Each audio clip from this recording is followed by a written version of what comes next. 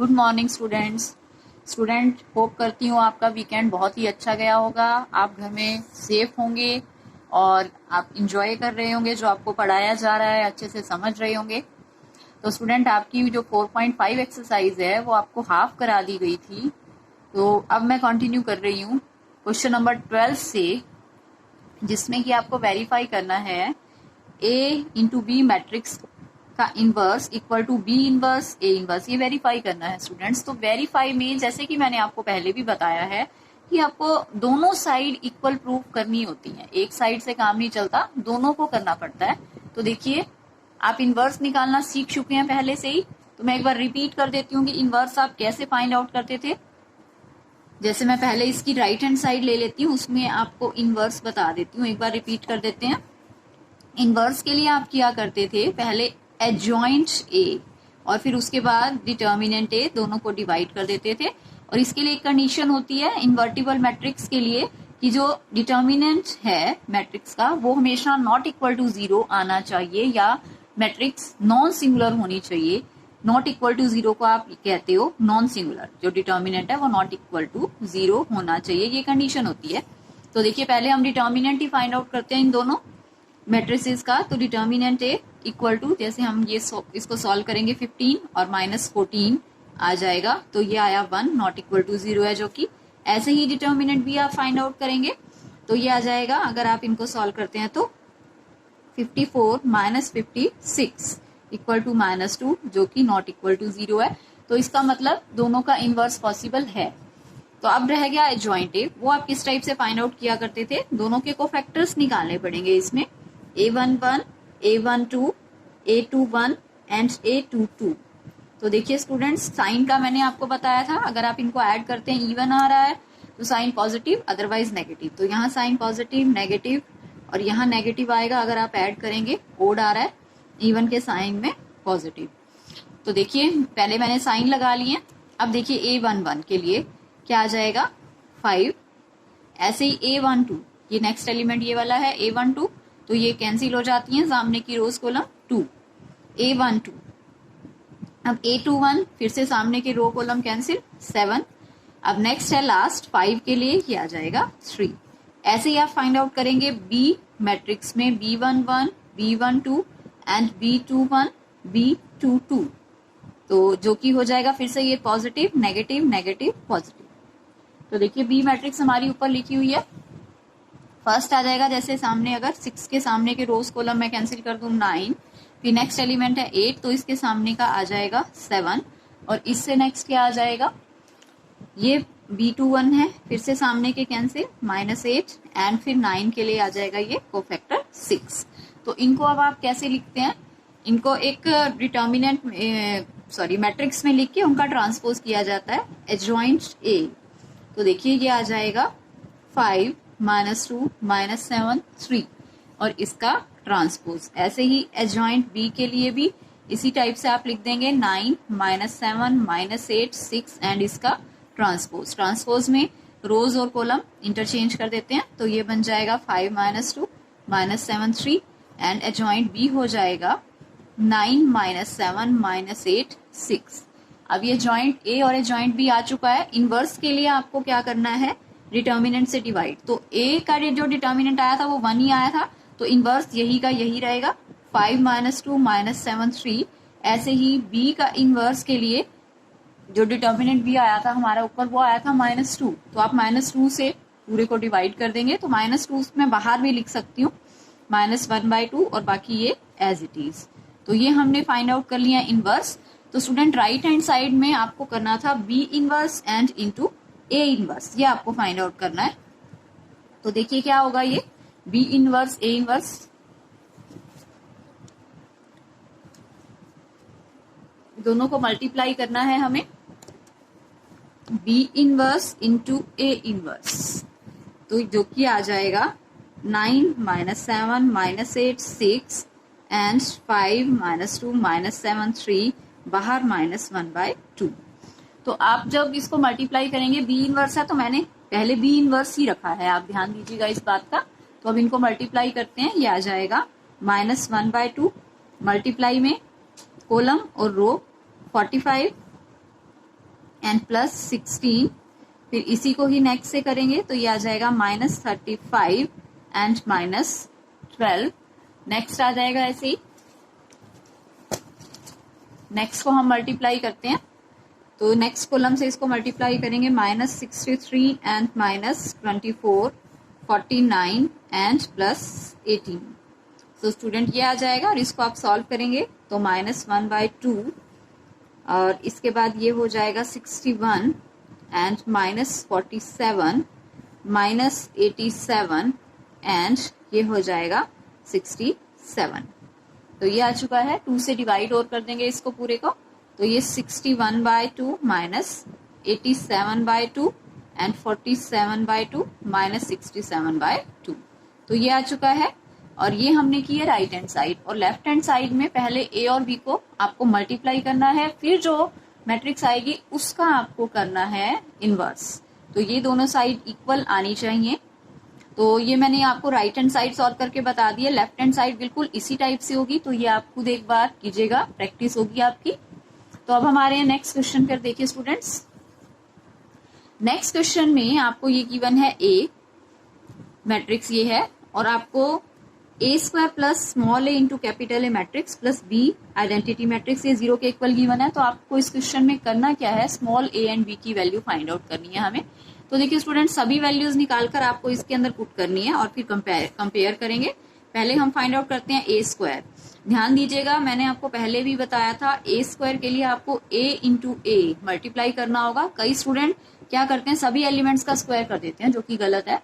तो देखिए ये क्या आएगा, अगर आप मल्टीप्लाई करते हैं 3 3 9 एंड +2 11, फिर होगा 3 3 3 और +1 मीन्स 4। ऐसे ही नेक्स्ट को कर रहे हैं हम 6 और +2 8। ऐसे ही नेक्स्ट हो जाएगा 2 + 1 3।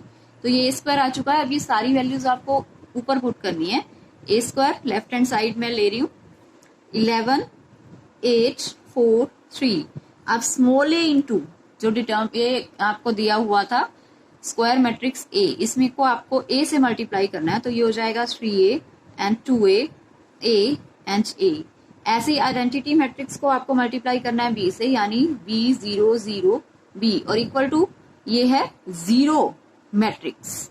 तो ये सारा इक्वल हो गया। इससे आप क्या करेंगे, अब कंपेयर करेंगे इसको दोनों साइड को। पहले सभी के फर्स्ट एलिमेंट आप ऐड कर लीजिए तो क्या हो जाएगा, देखिए 11 plus 3a plus b equal to 0। यहां से मैंने सारा फर्स्ट ऐड कर लिया है इक्वल टू 0। ऐसे ही आप सेकंड ले लीजिए तो सेकंड से आएगा 4 प्लस a और प्लस 0 इक्वल टू 0। ऐसे इससे नेक्स्ट हो जाएगा 8 प्लस 2a, सभी से वैल्यू सेम आएगी इक्वल टू 0। इससे नेक्स्ट होगा 3 plus a plus b equal to 0। तो देखिए स्टूडेंट, यहां से a की वैल्यू आपकी दोनों से -4 आ रही है और वो वैल्यू आप यहाँ पर पुट कर देंगे नेक्स्ट में a इक्वल टू -4। ये हम यहाँ पर पुट करेंगे तो b की वैल्यू आ जाएगी 1। तो a और b दोनों की वैल्यूज आ चुकी हैं। वेरीफाई करना है तो आप वापस इसमें पुट कर सकते हैं और वेरीफाई करके देख सकते हैं कि ये इसमें वेरीफाई हो रहा है।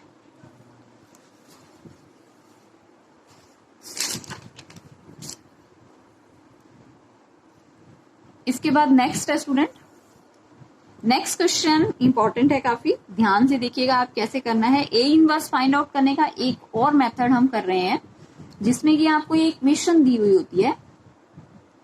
इक्वेशन से आपको फाइंड आउट करना होता है ए इनवर्स। पहले आपको ये प्रूव करना है। देखिए जैसे a³ -6a² plus 5a plus 11 times identity matrix equal to 0। ये आपको प्रूव करना है कि ये 0 के इक्वल होगा। उसके बाद hence find A inverse. Hence word का मतलब है कि आपको इसी का ही फिर यूज करना है और ए इनवर्स की वैल्यू फाइंड आउट करनी है। तो देखिए क्या करेंगे, पहले हम सारी वैल्यूज फाइंड आउट करके इसमें पुट करेंगे। देखिए A², जैसे अभी हमने फाइंड आउट किया था 1 1 2 1 2 -1 1 -3 3 एंड 1 1 2 1 2 -1 1 -3 3। तो देखिए मल्टीप्लाई करके क्या आएगा, इस कॉलम को सभी से 1 1 एंड 2, तो ये हो जाएगा 4। नेक्स्ट ऐसे ही इससे आप मल्टीप्लाई करेंगे 1 2 एंड -6, तो 1 2 -6, तो ये आएगा -3।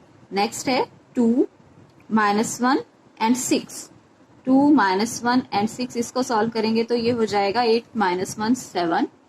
इससे नेक्स्ट है, इस कॉलम को करेंगे अब 1 + 2 3, 3 - 1 तो ये आ जाएगा 2। इससे नेक्स्ट है फिर 1 एंड 2 और 2 4, 4 एंड 1 5, 5 + 3 तो ये हो गया 8। अब लास्ट है इसी का ही 2 एंड -2 0 -3। अब लास्ट कॉलम बचा है 1 -3 एंड +3 तो ये बचेगा 1 ही। इससे नेक्स्ट है 1 एंड फिर -6, 1 -6 -5 एंड देन -9 -14। इससे नेक्स्ट है 2 एंड 3 5 और +9, 5 + 9 14 तो ये आया a²। अब a² फाइंड आउट कर लिया है, ऐसे ही a³ फाइंड आउट करेंगे और सारी वैल्यूज हम इसके अंदर पुट करेंगे। पहले हम 0 के इक्वल इसको प्रूव कर देंगे। तो स्टूडेंट मेरे हिसाब से आप सारी वैल्यूज इसी टाइप से पुट करके प्रूव तो कर सकते हैं। मैं आपको नेक्स्ट जो इसका पार्ट है फाइंड a−1 वो बताती हूँ कि आपको उसके बाद का पोर्शन सेकंड पार्ट इसी टाइप से आपको सारी वैल्यूज निकालकर पहले प्रूव करना है कि ये 0 के इक्वल आएगा। मैं रिपीट कर रही हूँ। तो ये आप सीख चुके हैं पहले है मैट्रिक्स के चैप्टर में कि कैसे प्रूव होता है, सारी वैल्यूज कैसे इसके अंदर पुट होती हैं। तो ये अब आप आगे का काम खुद कीजिएगा। मैं a−1 वाला बता रही हूँ आपको, जो मेन पोर्शन है कैसे आप फाइंड आउट करते हैं। देखिए a³ जो ये प्रूव हो चुका होगा उसके बाद का portion second part, a³ -6a² + 5a + 11i = 0 है।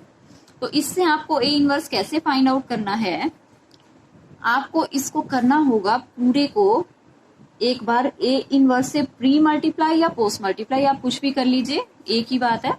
जैसे मैं कर रही हूं यहाँ पर pre multiply by a−1।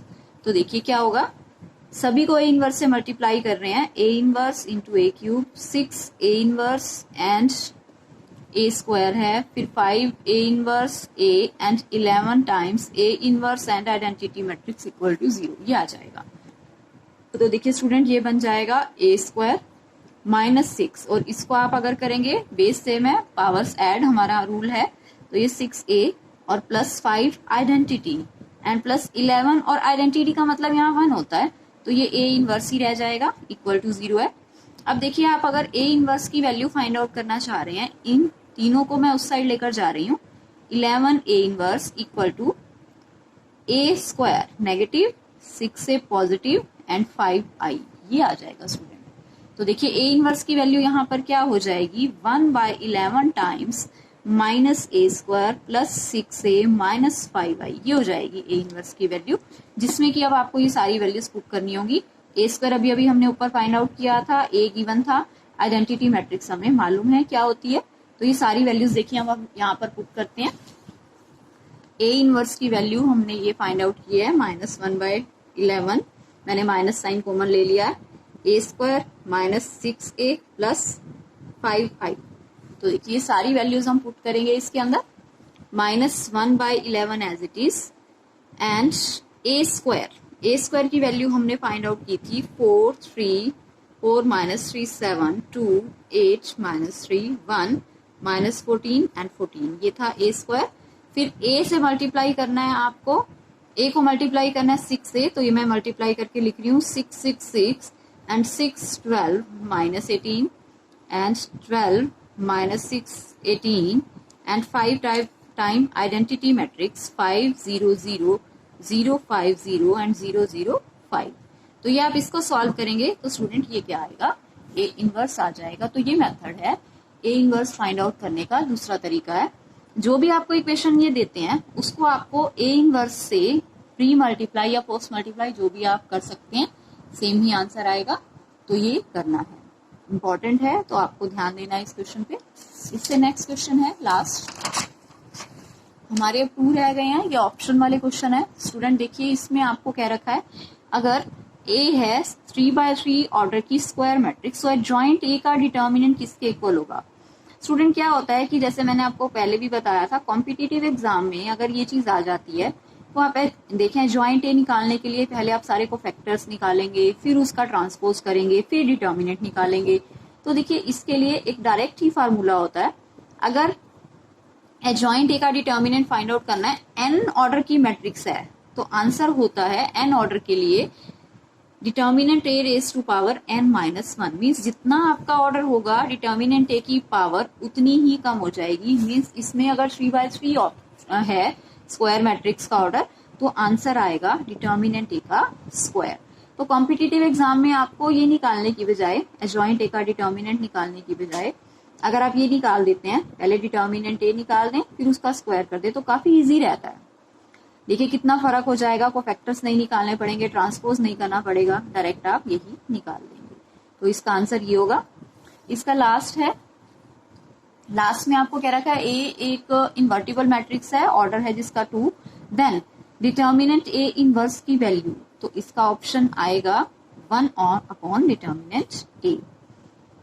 2/2 order की मैट्रिक्स है। तो स्टूडेंट ये थी हमारी एक्सरसाइज जो माइनर्स को फैक्टर से रिलेटेड थी और जिसमें हमने इनवर्स निकालना सीखा, एडजॉइंट निकालना सीखा। तो ये काफी यूजफुल है और आगे जो 4.6 एक्सरसाइज है चैप्टर की लास्ट एक्सरसाइज, उसमें ये सारा काफी यूज होने वाला है। तो स्टूडेंट आप बहुत ही ध्यान से करिएगा। और आज के लिए इतना ही। Thank you so much.